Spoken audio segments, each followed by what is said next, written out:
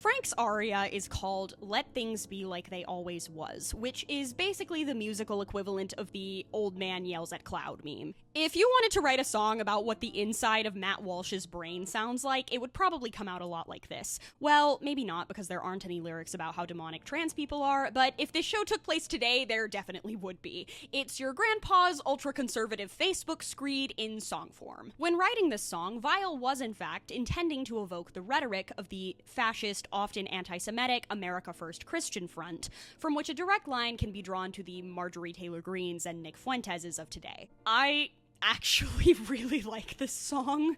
Like, there's something so strangely addicting about it.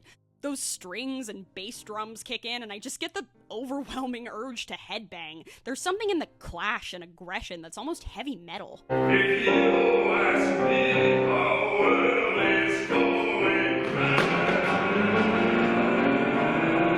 God, I'd love to hear James Hetfield's take on this song. It's also so fist shaky and aggro that it becomes a bit of a meme. We love divorce and birth control. In my house, I run the show!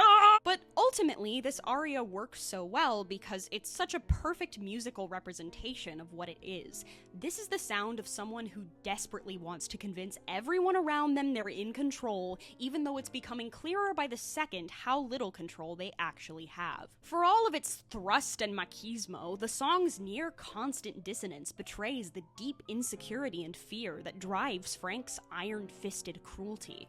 Where's she got any kick coming? And I always been a good husband.